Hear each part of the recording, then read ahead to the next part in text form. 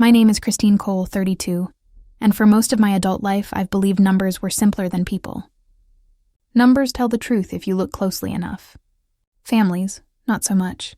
That Thanksgiving morning, I was standing in my parents' immaculate dining room, expecting turkey and small talk. Not the shock that waited in a neatly wrapped box. Inside the shiny paper wasn't jewelry or some sentimental card.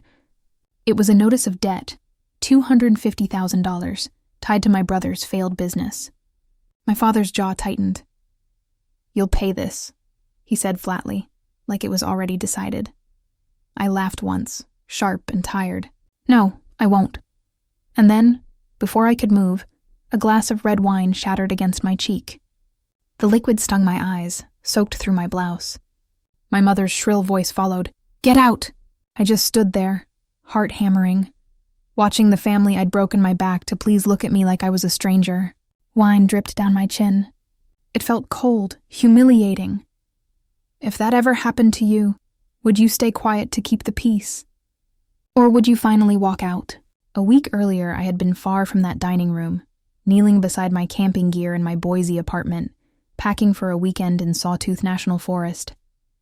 My tiny flat overlooked the city lights and smelled faintly of coffee and pine wood cleaner. I'd bought it on my own, a little home with hardwood floors, a big window, and peace I'd earned. I might sound like I have it all figured out. Financial analyst, $180,000 a year.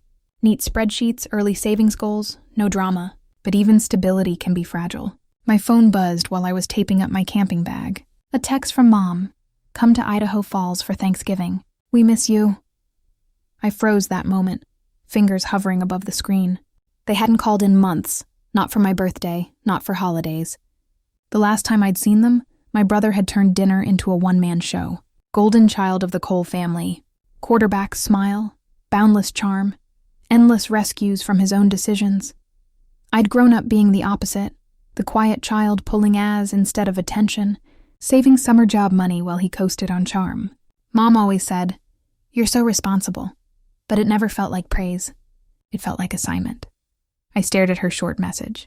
2 years had passed since my last visit, and yet the idea of Thanksgiving at home still hit something soft in me. The memory of cinnamon pies, Dad's bad puns, Mom's perfume blending with roasted turkey. Maybe, I thought, this time it'll be different. Maybe they really do miss me. I called my best friend Sarah. "You're ditching us for that circus again?" She teased, but her voice hardened. "You don't owe them a thing, Chris." I know, then, whispering as if confession might make it true, I said, "Maybe they've changed." She didn't argue, but sighed the way only friends do when they've seen your bruise too many times to hope it'll heal. I typed back, "I'll be there." Mom responded instantly with a red heart emoji. For a split second, warmth flickered through me. Then doubt followed close behind. Why now? The last time my brother and I spoke, he hinted at temporary cash flow issues. My parents had brushed it off. "He's fine, Christine. Don't worry." But a lifetime of balancing books had taught me to recognize denial from a mile away. Still, I folded my doubts the way I folded sweaters. Tight, neat, hidden. That night, I unpacked my tent and repacked a suitcase instead.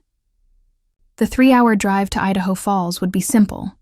A straight highway, heading toward memories I wanted to relive, and wounds I pretended had healed. I even picked gifts. A bold Cabernet for Dad, a silk scarf for Mom, a finance book from my sister-in-law who always called me the numbers girl. It was silly, but I hoped they'd see the thought behind them. When I pulled into their neighborhood, pale winter sunlight washed over roofs lined with smoke from chimneys. The Cole house stood the same as always. White porch railing, wind chimes clinking like tiny reminders of the past.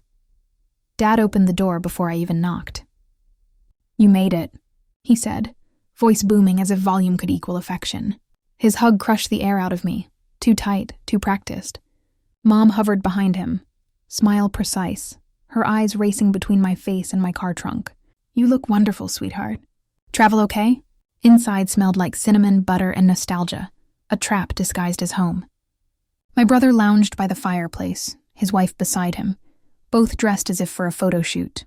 "Hey, sis," he called, giving a grin that looked straight out of a commercial. I handed over the gifts.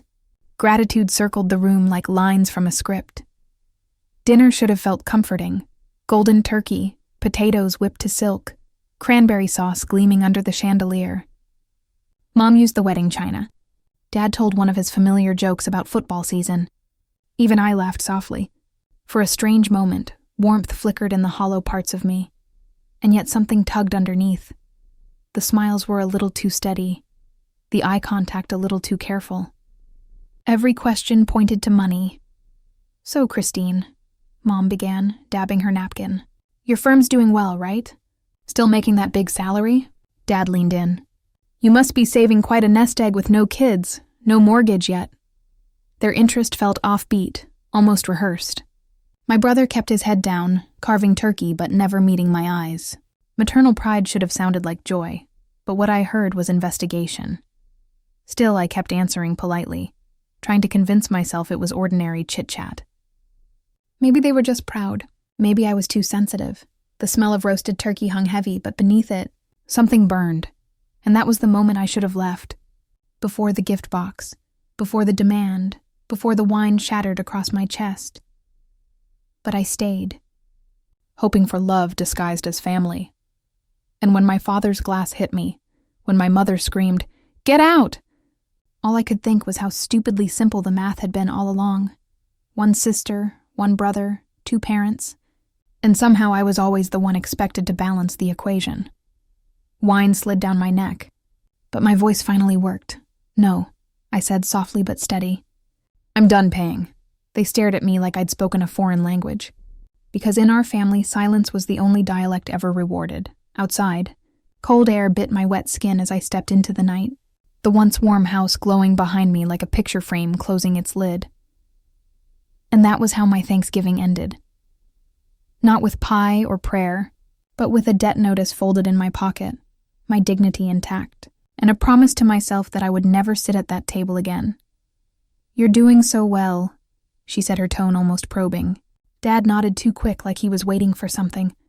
My brother dominated the conversation as always. He talked about his latest real estate deal, some big project that sounded too good to be true. "It's a gamesure," he said, leaning back in his chair, arms crossed. My sister-in-law chimed in, praising his ambition, but her eyes kept darting to me. I forced a smile, nodding along, but my mind was racing. I remembered the last time I saw him, how he'd hinted at money troubles only for Dad to shut it down. Now his confidence felt forced, like he was trying to convince himself as much as me. I glanced at Mom, who was cutting her turkey too carefully, avoiding my eyes. Dad laughed at something my brother said, but it sounded hollow. The tension grew as the meal went on. Every time I tried to steer the conversation to something neutral, like my recent work project or a new restaurant in Boise, they brought it back to my life, my finances, my plans. "You must have a nice nest egg by now," my sister-in-law said, her voice casual but sharp. I brushed it off, saying I was careful with money, but the words felt heavy in my mouth. My brother leaned forward, his grin fading for a split second. "You're smart like that," he said, but it didn't sound like a compliment. It sounded like a calculation. I pushed my plate away, my appetite gone. The warmth of the meal, the familiar smells couldn't mask the unease creeping up my spine. I thought about the text from Mom, how it had pulled me here despite my doubts. I'd wanted to believe in a family moment, but now sitting at this table, I felt like a guest in a house I didn't know anymore. Their laughter, their questions, their glances, it all felt like a setup. I gripped my glass, trying to shake the thought, but it wouldn't leave. Whatever they wanted, it wasn't just a Thanksgiving dinner. After dinner, we moved to the living room for the gift exchange. The fireplace crackled, casting a warm glow, but the air felt heavy, like the tension from the table had followed us. Mom handed out the presents I'd brought: Dad's wine, her scarf, my sister-in-law's finance book, and they smiled, thanking me again, but their voices sounded rehearsed. My brother leaned back on the couch, his arm around his wife, watching me with a look I couldn't quite read. "Your turn," Mom said, her smile tight as she handed me a small, neatly wrapped box. I took it, expecting something simple. A trinket, maybe a family keepsake. My fingers fumbled with the ribbon, and I forced a smile, trying to ignore the knot in my stomach. Inside the box was a single folded paper. I unfolded it, my eyes scanning the text, and my heart stopped. It was a bank notice official and cold stating my brother owed $250,000 for a failed startup. I stared at the numbers, my mind racing to make sense of it. "What is this?" I asked, my voice low, looking up at Mom. She glanced at Dad, who cleared his throat and leaned forward, his hands clasped. "It's your brother's debt," he said, his tone firm like he was stating a fact I should already accept. "The business didn't work out. We need you to cover it." I blinked, the paper trembling in my hands. My brother's eyes were on me, unblinking, his grin gone. My sister-in-law shifted closer to him, her face calm but expectant. "You're doing so well, Christine," Mom said, her voice soft but sharp, like she was trying to soothe me into agreement. "You've always been the responsible one. This is for the family." I looked at her, then at Dad, then at my brother, waiting for someone to say this was a mistake. No one did.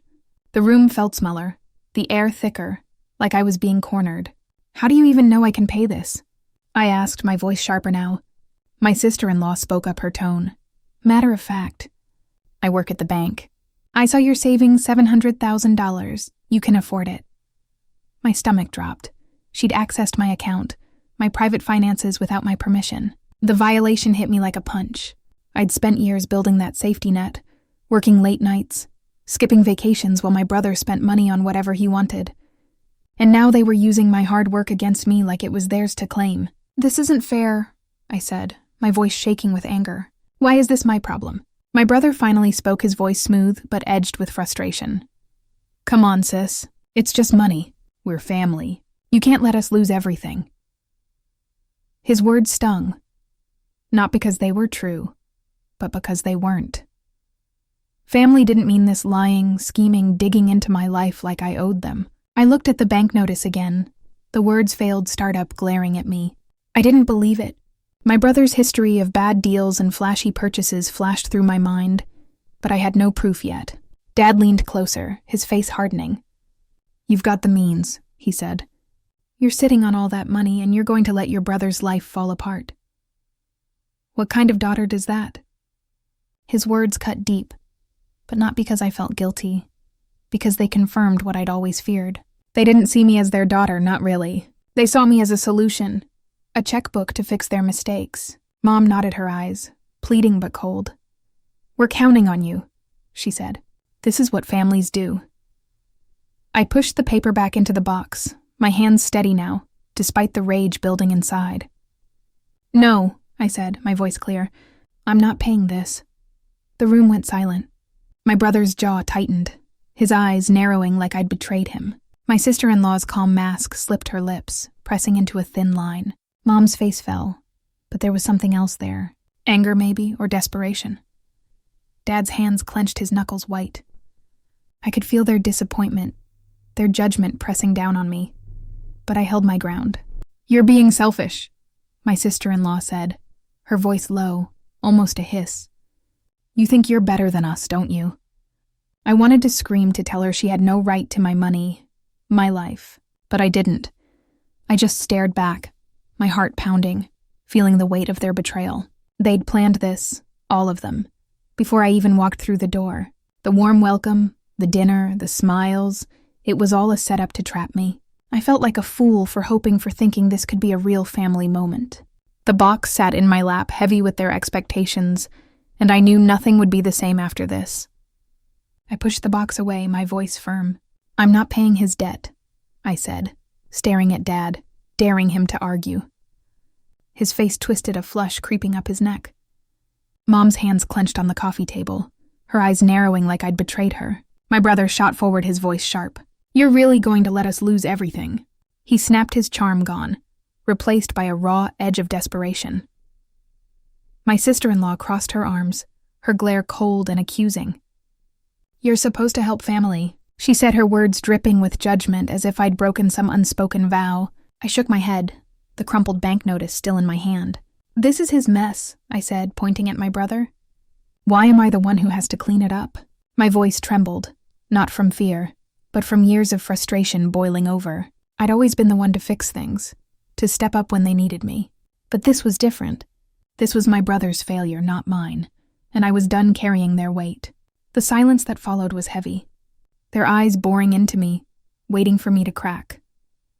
Dad stood abruptly, his chair scraping the floor. He grabbed his wine glass, his knuckles white around the stem. "You ungrateful child," he spat, his voice shaking with rage. Before I could move, he flung the wine at me. It splashed across my face, cold and sharp, stinging my eyes and soaking my shirt. The liquid dripped down my chin, pooling on the floor, and I stood frozen, the shock hitting me like a wave. My breath caught my heart pounding as the reality sank in. My own father had done this in front of everyone without a hint of regret. Mom gasped, but her face hardened almost instantly. She stood, her voice icy. "If you won't help your brother, you're not welcome here," she said, each word cutting deeper than the wine. "Get out." I stared at her, my chest tight, waiting for her to take it back to show some flicker of guilt. She didn't. My brother looked away, his jaw tight, refusing to meet my eyes. My sister-in-law's lips twitched into a faint smirk like she'd expected this all along. Grandpa sat in the corner, his hands folded, watching silently, his face unreadable. The anger surged inside me, hot and unstoppable. "You're choosing him over me," I said, my voice low but steady, each word deliberate. "After everything I've done, this is how you treat me." I wiped the wine from my face, my sleeve now stained red, my hands trembling with fury. They'd planned this, manipulated me from the moment I walked in, and now they were throwing me out because I wouldn't give in. The betrayal burned deeper than I'd ever felt, but it also made something clear. I didn't owe them anything. I grabbed my coat from the chair, my movements sharp, deliberate. "You don't get to do this," I said, looking at Mom, then Dad, then my brother. "You don't get to guilt me into fixing his mistakes." My brother opened his mouth, but I cut him off. "No, I'm done." My voice was louder now, fueled by years of being overlooked, of being the one who always had to be responsible. My sister-in-law scoffed, muttering something about me being selfish, but I didn't care. Her words couldn't touch me anymore. I walked toward the door, my wet shirt clinging to my skin, the smell of wine sharp in my nose. Dad's face was still red, his hands clenched, but he didn't say a word. Mom stood rigid, her eyes cold like I was a stranger. My brother stayed silent, his head bowed, avoiding my gaze. Grandpa's eyes followed me, but he didn't speak. Not yet. I wanted to scream to tell them how wrong they were, but I didn't. Words wouldn't change them. They'd made their choice and I'd made mine. I stepped outside the November air, hitting my wet clothes, chilling me to the bone. My car was still in the driveway right where I'd left it hours ago when I'd walked in, hoping for a family moment. That hope was gone now, replaced by a clarity I hadn't felt before. I wasn't their scapegoat anymore. I slid into the driver's seat, my hands gripping the wheel, my anger still burning but mixed with something else, relief. I didn't look back as I started the engine. This was the end of their hold on me. Grandpa rose to his feet, his voice slicing through the heavy silence. The living room tense after my departure seemed to shrink under his gaze. Dad sat rigid, fists still clenched. Mom kept her eyes fixed on the floor, avoiding him. My brother shifted uneasily while my sister-in-law sat stiff, her face pale. For most of the evening, he had stayed quiet in the corner, just watching. But now, his presence filled every inch of the room. "I've had enough," he said low, but sharp. "You think you can treat her like this and lie to everyone?" His trembling hand pointed at Dad, then at my brother. That debt wasn't from a startup. It was from gambling in Nevada casinos, cars, trips to Europe. His words struck like a slap. Mom's head snapped up, her mouth open but speechless. Dad's face went pale, his jaw tight. My brother tried to speak, but the elder cut him off with blazing eyes. "Don't you dare deny it." Slowly, he paced across the floor, cane tapping against the wood. I saw the transactions in the family account, $250,000 gone. Casinos of BMW flights to Paris, and I heard you. He turned toward Dad, plotting with him to hide it to trick Christine into paying. My sister-in-law's eyes widened, her hands twisting in her lap. She opened her mouth, but he silenced her with a raised hand. "You knew too. You checked her savings and thought you could guilt her into fixing this mess." The accusation lingered, undeniable. Dad rose, his voice shaky. "You don't understand." But the old man cut him short. "I understand plenty," he snapped. "You threw wine in her face, told her to leave her own home, all to cover his lies." He pointed at my brother, who shrank back, stripped of his usual bravado. Mom covered her face, shoulders trembling. My sister-in-law pressed her lips tight, no longer smirking. Their excuses collapsed under his fury. "I raised you better than this." His voice broke. "Christine's the only one who's been honest. and you treated her like dirt." His eyes softened for a moment, as if thinking of me. "She deserves to know the truth." With deliberate fingers, he pulled out his phone and dialed my number. The room froze in silence as he waited. Halfway back to Boise, my phone rang. Seeing his name, I pulled over, my heart pounding. "Christine," he said, voice heavy but steady. "You need to know what your brother really did." He told me everything. How the debt wasn't from a startup, but from gambling. How the money went to casinos, a BMW, and luxury trips. He explained how he had seen the family account transactions, and overheard Dad and my brother scheming to force me to pay. My hands gripped the wheel, anger flaring but sharpened by clarity. "They lied to you." Grandpa's voice softened. "Your sister-in-law checked your savings. They all thought they could manipulate you." I closed my eyes, betrayal cutting deeper than ever. I had doubted my brother's story, but hearing it laid out the casinos, the lies, their plan to use me, made my stomach churn. His anger mirrored mine, steadying me. "I couldn't let them get away with it," he said. "Not after what they did to you." I whispered my thanks before hanging up. The road stretched ahead, dark and empty, but my thoughts burned. They had planned to ruin me, to take everything I'd built. Dad's wine, Mom's cold words, my brother's silence. It all made sense now. They weren't just desperate, they were deceitful, ready to sacrifice me to save themselves. Back in Boise, I threw myself into my routine.